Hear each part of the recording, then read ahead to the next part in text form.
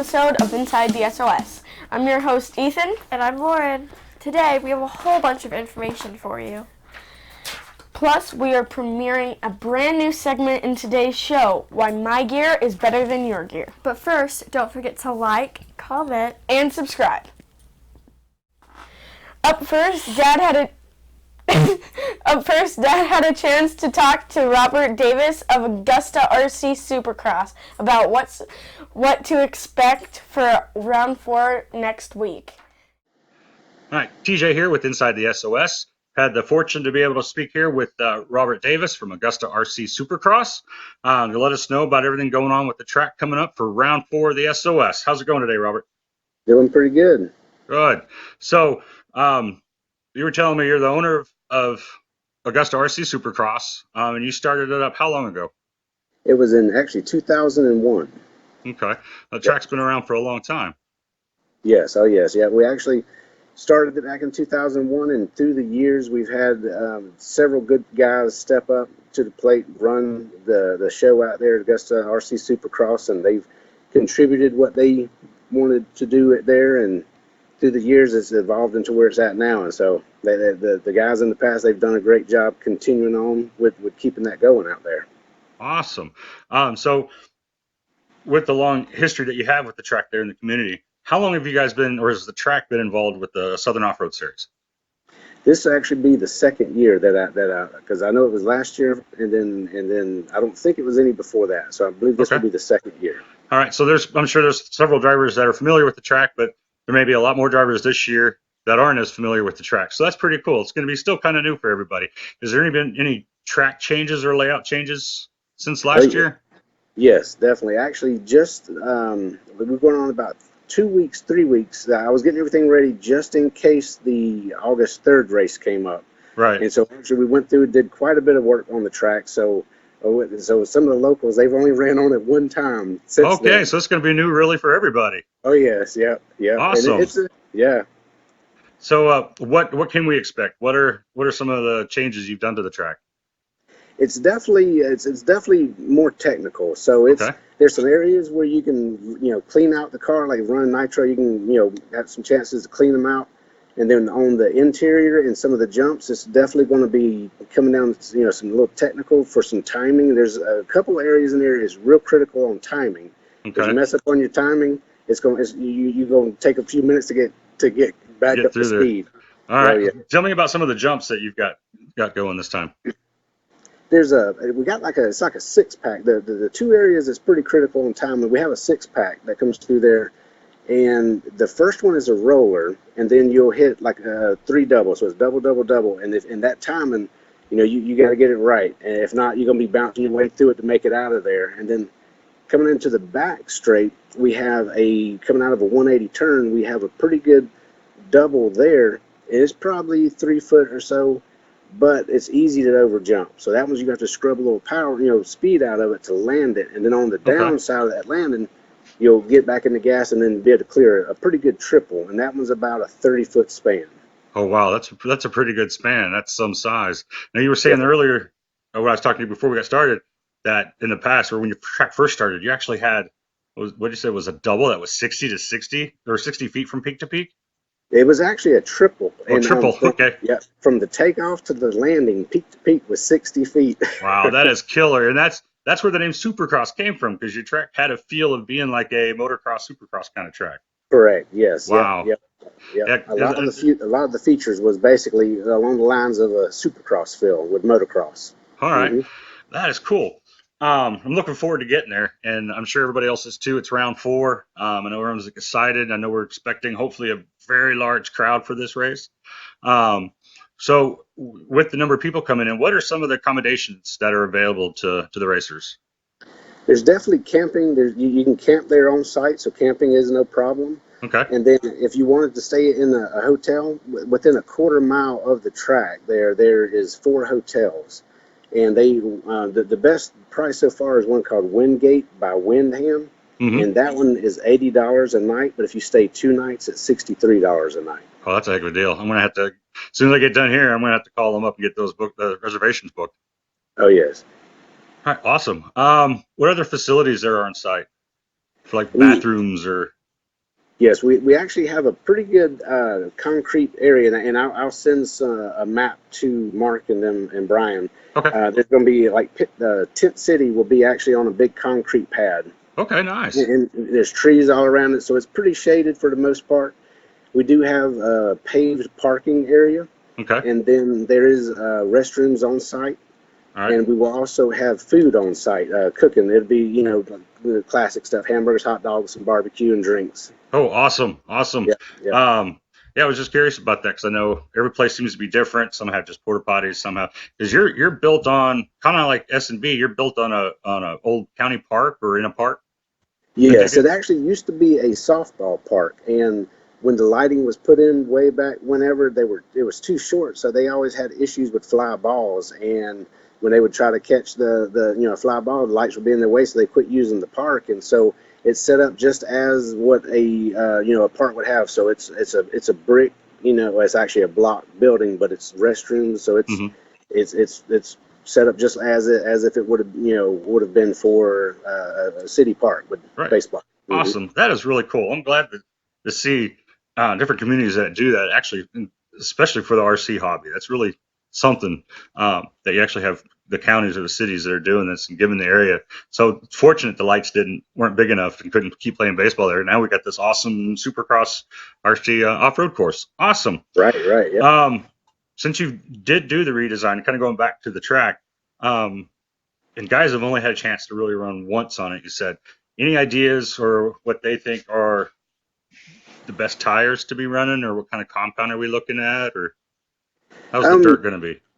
Yeah, so it's on that race it was a little different, because I did roll it in and I got some calcium put on it. And coming up for this race, it will be packed in because we're gonna start doing some work on it this week, and then I'm gonna try to hold a little race next weekend. All right. And then do some work again before that. So the traction, it should come down to be things like a smaller pin tire. It should be pretty compacted, and with that, I don't know if you went with a softer tire. I'm not 100% sure as far as the compound what would be the best. What we've ran in the past, I've ran like X3s. Okay. And those seem to hold up as far as wear pretty well. And so this one here, the surface should be about the same thing. Okay. So it'd be kind of a pretty hard packed surface, and probably something like a longer wear, like an X3 somewhere in there. Okay. Awesome. Some of the other local racers, if you get to interview them, they'll have some little more insight on the tire too. Okay. All right. Yeah, we'll get some. I got a couple of guys I'm scheduled to talk with, so we'll pick their brains about that, what they feel is good to run at your track. And you said it's surrounded by trees. Is any of the track get sun throughout the day, or all sun all day, or just kind of it moves throughout the day? Yes, the track is pretty much full sun all the way. Yep, and then the driver's stand is on the west side when the sun is setting. So the driver's stand midday is going to be full sun, and then once we approach that 2:30, 3 o'clock, 3:30 area, the driver's stand does become shaded. So the rest of the afternoon you get a little relief from the sun, and we do have a cover that goes over the driver's stand too to kind of help with some sun. But the people out there in the track, up till a good 4 o'clock, you will be in the sun. Okay, well that's good to know. Because I know sometimes it seems like the sun or the heat can have an effect or change the track throughout the day. If it's all sun all day, or if it's sun in the morning and then shade at night, that can really seem to change the track. So I was just curious about that. Oh yeah. Now one thing that we have seen in the past, is that in the evening, when the temperatures drop, depending on what the dew does, sometimes that track, some moisture does come back in that track. And so during the day it'll be hot and dry. And then later on in the evening, as that temperature changes because of the dew levels, it does start, the track comes around a lot better in the evenings. Okay. Oh, good. Yeah. I'll keep that in mind too. Well, Robert, I greatly appreciate you joining me today, and for the next episode of Inside the SOS, and we look forward to seeing you and getting to see the track here in Augusta at round 4. All right. Sounds good. All right. I'm waiting for everybody to come check it out too. All right. Awesome. Thanks, Robert. All right. Thank you. All right.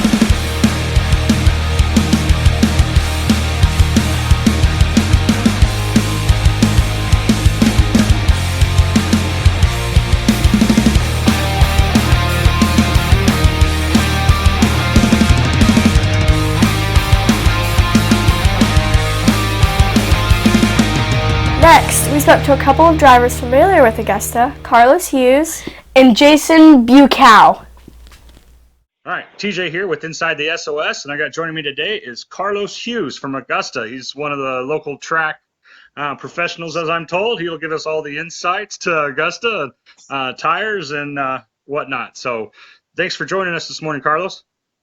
How you doing? My name's Carlos. How you doing, man? Doing good. I'm glad that you can meet with us this morning. I'm just trying to figure out who told you I was one of the professionals. Tell them I greatly appreciate that. All right. I'm probably proficient at working on my vehicles. Yeah, you're Robert, Brian Burnett. They all gave me your name. Said you'd be an excellent one to talk to. So Okay. that's where I got that from. Okay. I might take them guys for some lunch for them to get There you that go. time. I've been in RC for quite a while, but Okay. I have not been on the level that I'm on now, and I'm not as great as one would say, but I'm decent. I'm spotty in RC right now because I was in one time, and when I was first in RC, I'm more or less like a basher. Okay. We all been through that. We Oh bashed, we yeah. bought cars, and then when I thought I was serious about racing, I started racing, and it was called Field of Dreams for quite a while. Okay. And I met a guy named Darren at Bayville. And no, at this gym called Shapey's Park, and he Okay. kind of introduced me into the RC world Okay. because I never knew that there was these cars that was just as expensive. I used to buy Tycos and Oh Nikos and yeah. stuff like that. So I never knew it was this world that was involved. So once I met him, he kind of brought me to the RC world and introduced me to the rest of the guys. So I'm gonna kind of fast forward a little bit, but I never got on this level. So when I I didn't have the funds to be able to get cars. And I said, one day I had me a credit card. I said, you know what? I don't know what to buy and Right. what to do. So I start off with RC10, Associated RC10, Yeah. GT10. I think everybody kind of start off with that. And I took that car everywhere I went. I had it in my car. I had my stuff in my book bag, my gas, and I was like, just whenever I go somewhere, I put it out in the parking lot and I just race it. So kind of bashing.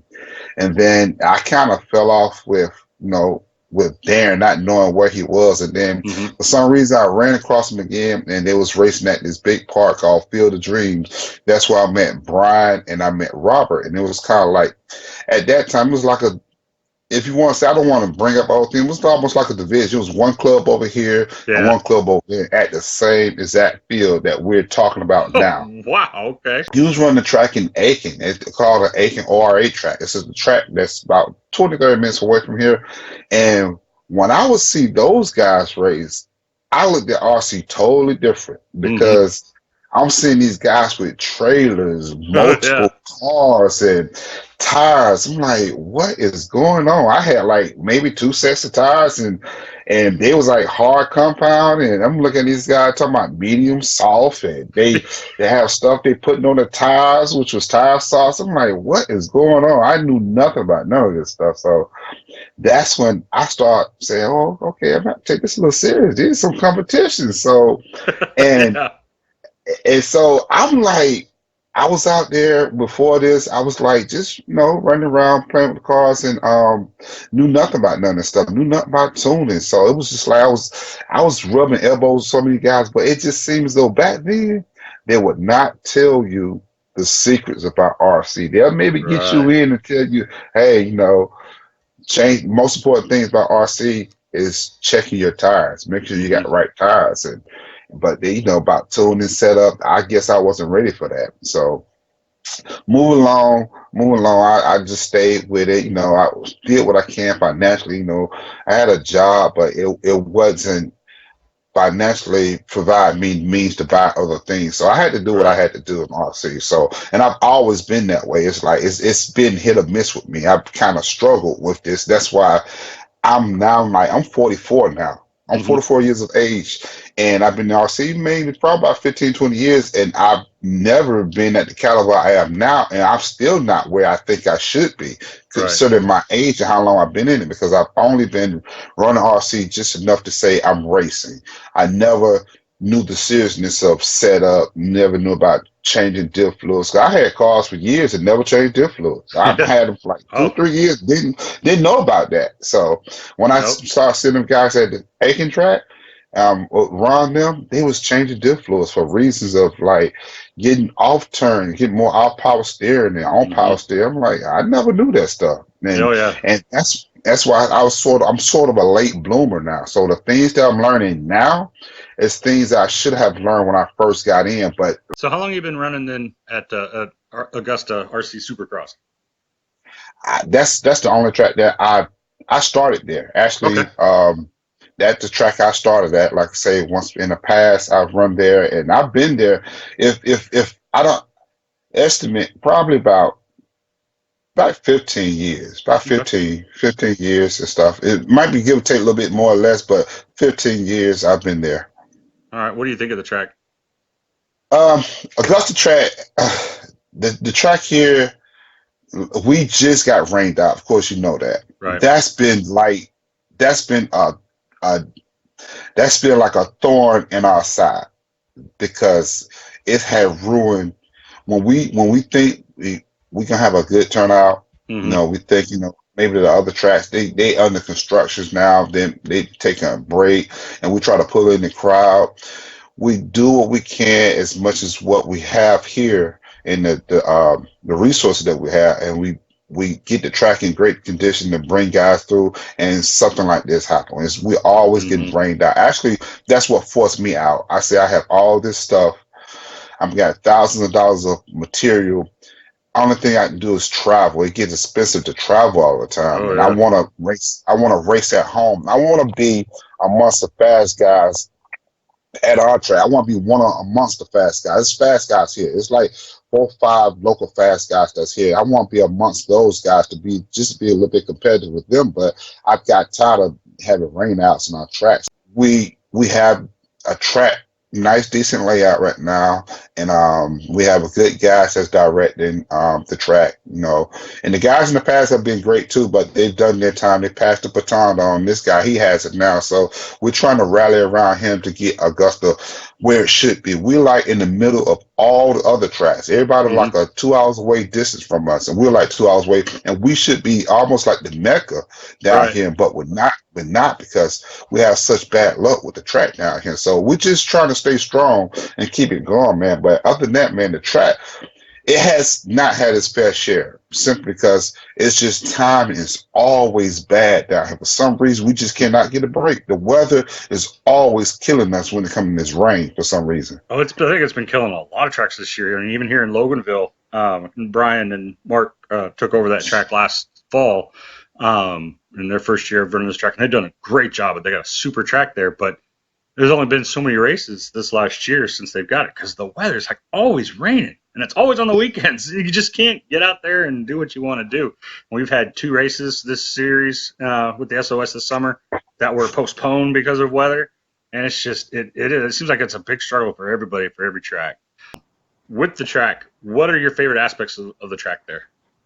Okay, now we've we went out there, did some light touches to the track. We Hmm. we had a layout previously, and the layout, of course, it gets boring. You want Right. different things to the track, and we had a drainage problem with the water sitting on the track. So Robert and a couple other guys, guys here to support, they came out and did a good bit of work to the track, and now the drainage problem ain't bad as it was before. The Oh, water good. kind of flows off the track, don't leave no divots and runs in the track. So we can prep the track pretty well if the rain subside a little bit. But what I like about track now is it's different. We have multiple jumps in the track. Some people say it's more of a jump track now. We've got a lot of jumps in there.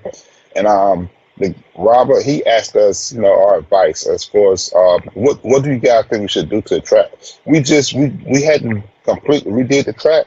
We Hmm. just did smaller touches to kind of get us through, and then we're gonna do a new layout. But what I like about the track now is it's throwing a lot of things at you that you would come Okay. across when you go to other tracks, and such as got off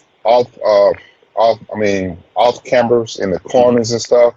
And they got a lot of back-to-back jumps, and the jumps are timing jumps. Like Oh. some tracks are set when you hit the first jump and you run on, and wherever you land your car at, that's pretty much what they'll set the jump at. Right. For the most part, it's somewhat like that, but it's this jump we have in the back that you have to be careful. It used to be a triple back there, so that first jump will send you high up in the air. It send you out to the car, but now it's set up to where you have to pretty much if you know about scrubbing Hmm. and things of that nature, you pretty much have to scrub some of the jumps to kind of make them. I'm not saying that I'm proficient at scrubbing, but more some of the faster guys, they may get through those jumps a lot faster than these guys here. But it's a lot of timing in these jumps. One jump will Okay. send you out far and set you up for the next jump when you're thinking you can have flow with it. You have to maneuver the car to slow you down to prepare for the next turn. So it's a lot of tricky jumps out here now. Okay. So it sounds fairly technical then, with some Yeah, good jumps. it has gotten technical out here. I mean, some of the guys, they have their opinion about, the track Right. is this, they should do this, and that. That's like every track. You're gonna always have that. Oh You're yeah. not gonna be able to satisfy everybody. So, Right, so what? So then, what tires do you work for you? um, right now, the last tire I went out there with that I had was a. Let me think. I'm looking at now.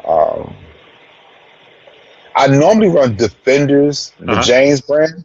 I run Defenders out there one time, and then I've been kind of experimenting a little bit.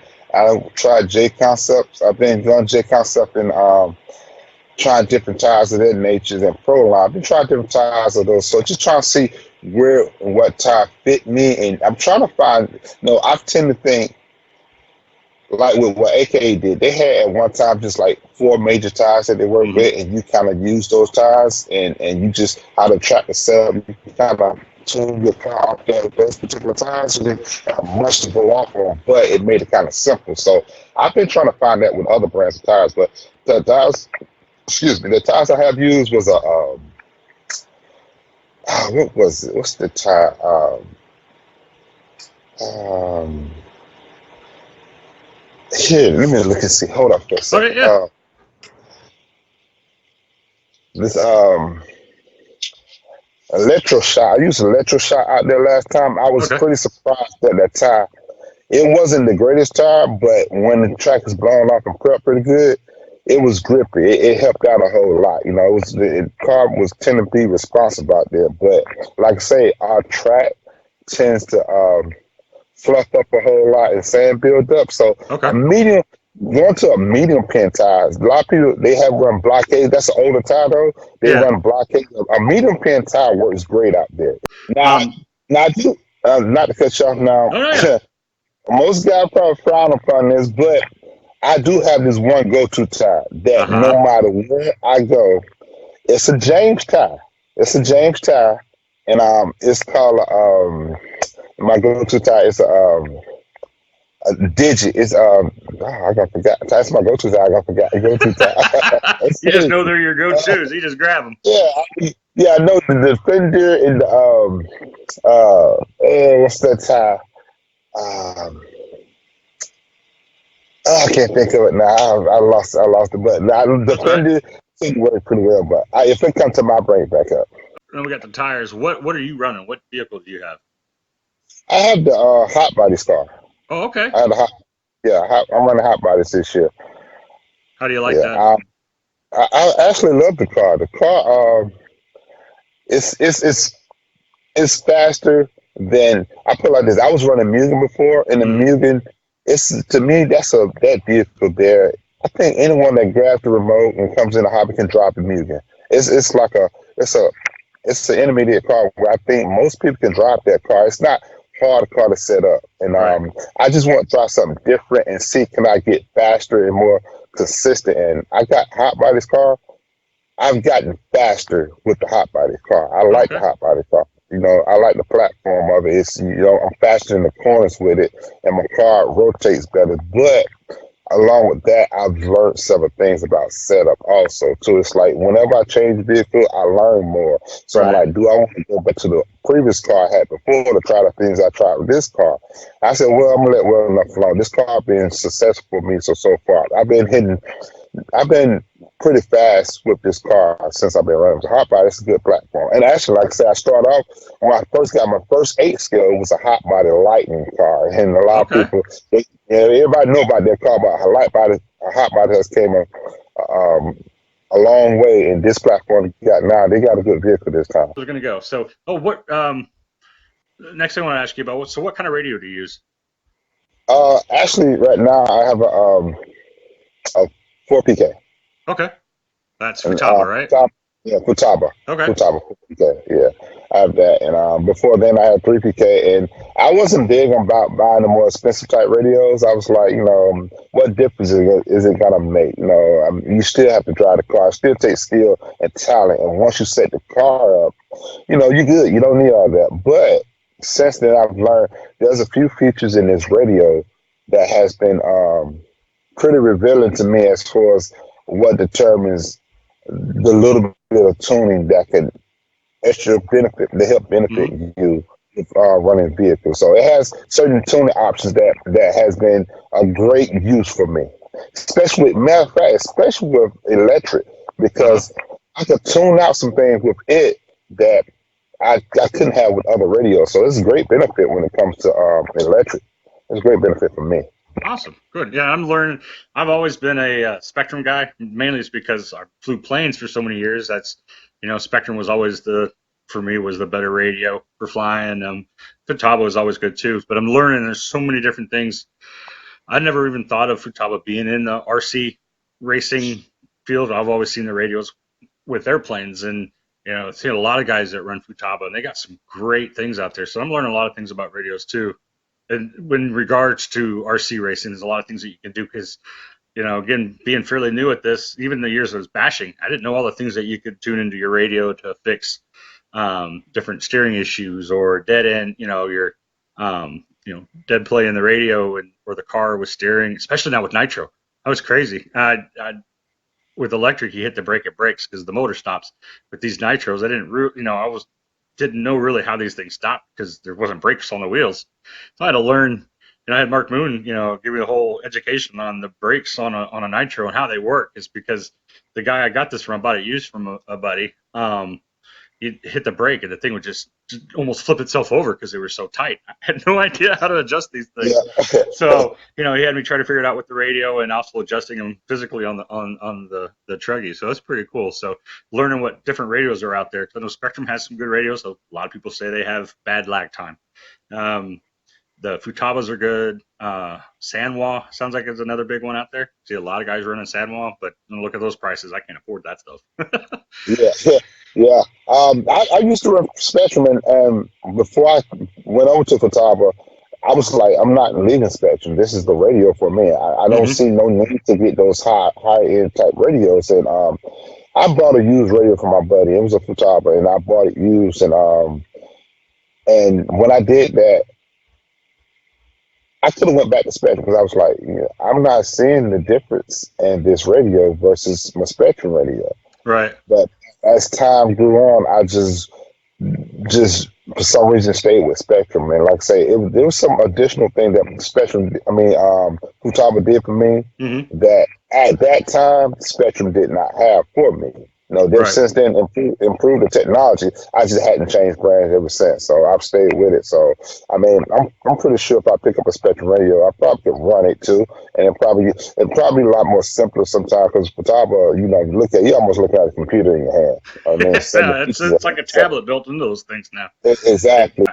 well, Carlos, I greatly appreciate you talking with me today. Um, it hopefully a lot of people can get a lot of good information from you. The tires, what you think of the track and stuff like that. We're looking forward to being in Augusta next week.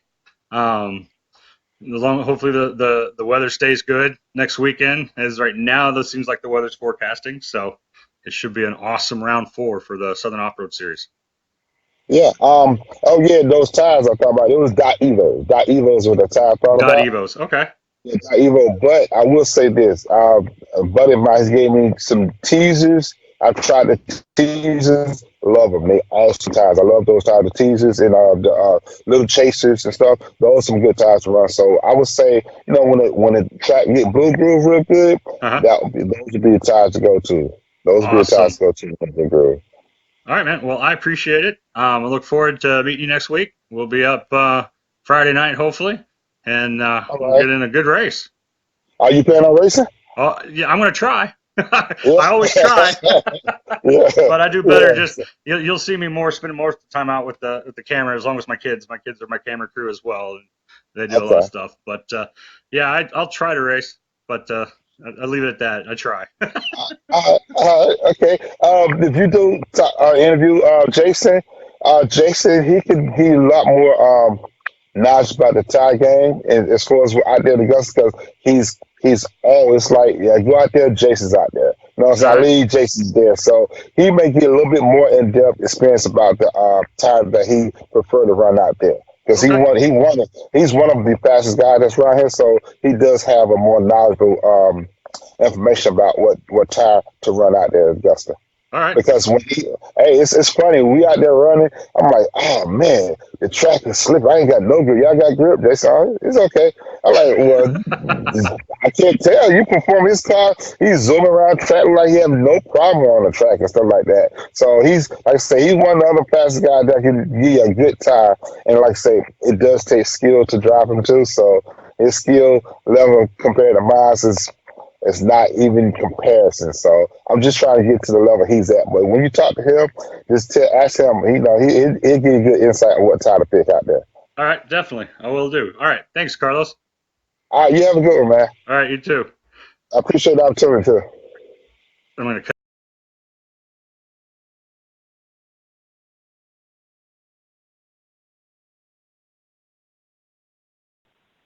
All right, and welcome back to Inside the SOS. I'm here now with Jason Bucao from Augusta. How are we doing today? What are you doing?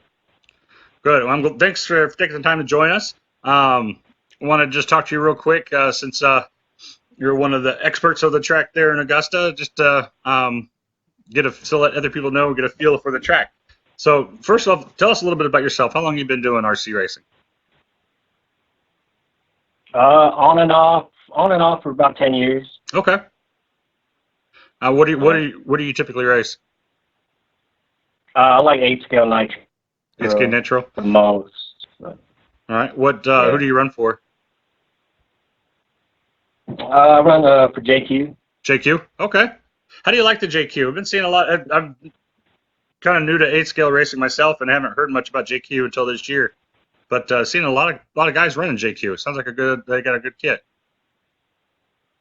It's actually, to actually drive one, it's actually a really good car, man. It handles good. It responds good to setup changes, and it's easy to set up from track to track. That's what I like about it. Oh, awesome.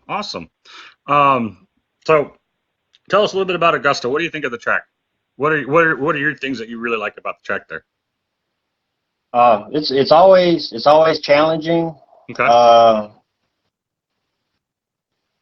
The surface, it's different from other tracks. You got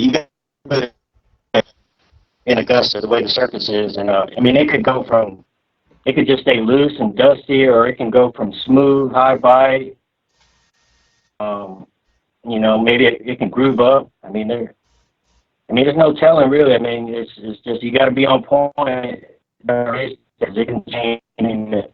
Oh, wow. I've heard that there's, especially on the back, there's some really interesting jumps that you really got to time right.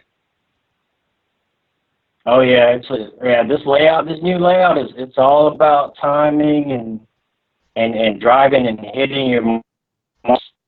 And and you try to push too hard, too slow. That's the thing. Okay. It's all about timing on this track. All about timing. Okay, that's a good thing to keep in mind. Mm-hmm. I'm still figuring out, driving period, but so we'll figure out the timing hopefully. So what tires do you find work best for you there?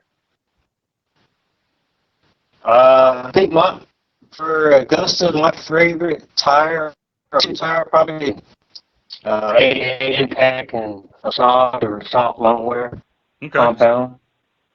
They'll seem to work Good pretty all well. around tire. Is it? Okay. Well, awesome. So you said you've been in RC racing for about 10 years. Do you travel around a lot or do different tracks or? I do. Mainly just in the southeast. I try to. I go to Loganville a lot. When I have time, Savannah, Sumter.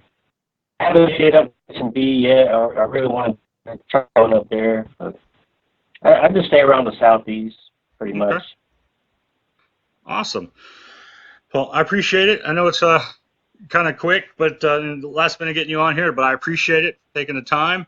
But I'll let you get back to it, and we look forward to seeing and meeting you next weekend.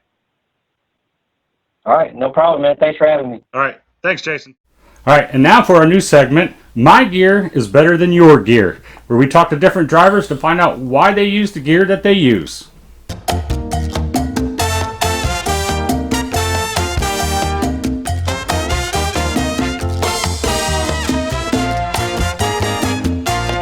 My stuff's better than your stuff. You were here with Sean Salter. He's going to tell us why his radio that he uses is better than yours. I've got a Futaba 4PV. I like it. It's easy to move around. Screen's nice and bright. Before that, I had a PL. Screen wasn't as big, but the PV, I can do a lot more adjustments from the X mode to EPA, just like anything else that's out there. But you can do a lot of adjustments on the stand without even getting to the menu. There's switches and buttons on the side, so you don't have to stop. You do what buttons and what channel you need to do. So it's easy for me. I've been looking at the Futaba 7PX, but maybe later on, or maybe I'll win it. It's a little pricey for me. It's a great radio. I've had Futabas for years. Only thing Spectrum I've used was for my RC planes and helicopters. But Futaba's been it. I've been using it since '86. Oh wow, that's a long time having Futaba. Yeah, it's very reliable. So how's the lag, the latency with the Futabas? It's not bad. I mean, it's good for me. Some people like that quick reaction, like the 7PV that has, so I don't know. It's best for me driving.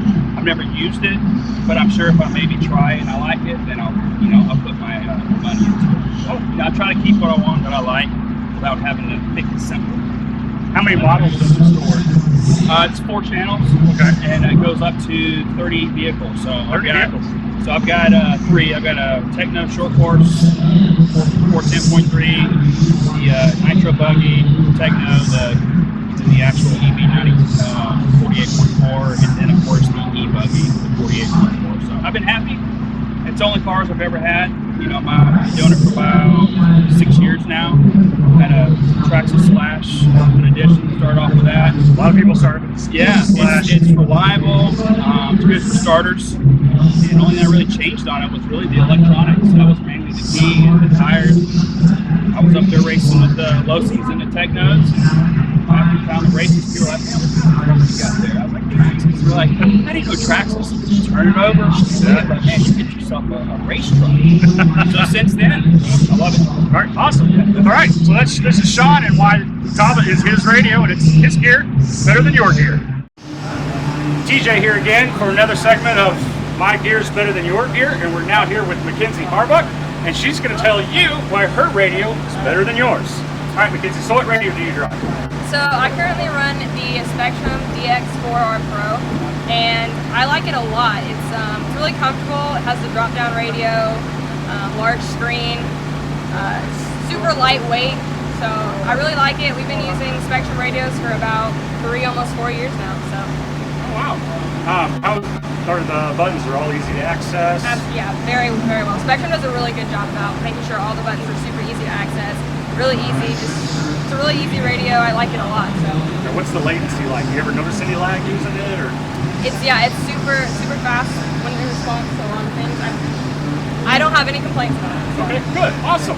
All right, and that's Mackenzie with why her gear is better than your gear. Coming up, it's going to be Evan Vale. All right, I'm here with Evan Vale, just having a good day. We're going to find out what his gear is better than your gear. So what radio are you using? I'm using an Airtronics M12 12 RS, I believe. And yeah. So what do you like about that radio? Well, it always seems very responsive and it's consistent everywhere I go. I mean, it feels good, and I mean, all the settings are there, so it's pretty good. Is it easy to program, set up for you? Yeah, it's really easy. I mean, it's a few buttons and it's there. I mean, it's super easy to figure out. So. And the grip's easy, everything's easy to get to? Oh, yeah, everything's super good. Oh, awesome. Yeah. Yep. All right, and that's why Evan's radio is better than Mackenzie's radio. That's right. Always. Hey, TJ again with Inside the SOS, and another segment of My Gear is Better Than Your Gear. And we're here with Ryan Lutz, and he's going to tell us why his radio is better than everybody else's. So Ryan, tell us about it. What do you use? I use the Futaba 7PX Limited Edition. I love this radio. It has instant response to your car. You totally feel like you're connected to it. I'm able to do so many different functions with all the buttons around it that I can fine-tune my car on the racetrack. It has an awesome timer I can check my fuel mileage on. I can change the throttle speed, steering speed, the curve, all at touch of the dial, wherever I want to put it. So it just makes me be able to adjust on the track, on the fly, to make the most of every single run. Oh, wow. And it seems it's got a rather large screen, so it's easy to see everything on It's a there. touch screen. It's really cool. It feels like an iPad or something like that. Oh, wow. Okay. So when you're racing, is it easy to make a change or adjustment in the middle of a race? Or Yeah, you can program whichever button you want to do whatever you want. So I have ones down here that can do like the brake endpoints, Oh, wow. steering endpoints, like the one here, like if my motor is a little lean or something and it feels a little hard to drive on the bottom end, I put on this dial, the throttle curve, I just dial it back really quick. Like if I'm doing a pit stop or going on the straight, I'll just do it really quick and make it a little bit easier to drive. Wow. Well, that is cool. I'll definitely, so far, all the radios I've seen, that is the best radio. All right. Well, Ryan, I appreciate it. Thanks for stopping for a second. And this is Ryan Lutz with Why His Gear is Better Than Your Gear. We hope you enjoyed this week's show. Let us know what you think of our newest segment. And if you have any ideas we can add to the show, let us know. Thanks for watching. And as always, don't forget to like, comment, and subscribe. And don't forget to ring that bell. Hey!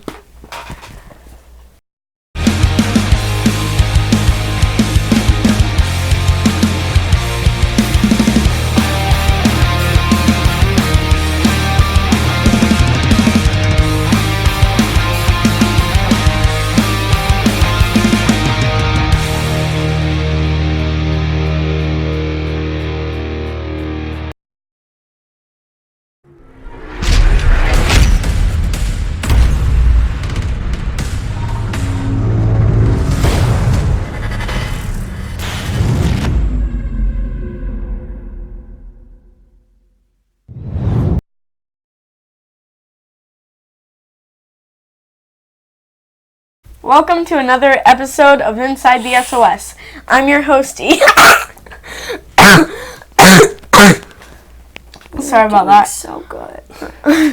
We almost got through the first page.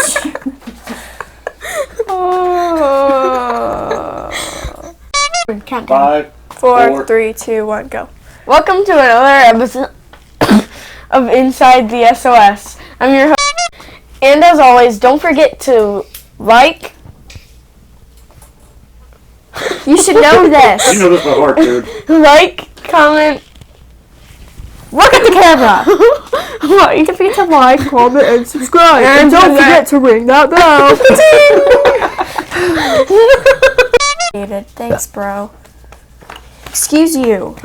He's still recording, Ethan. Up first, Dad. Pig. Sorry, I had to say that. Keep going.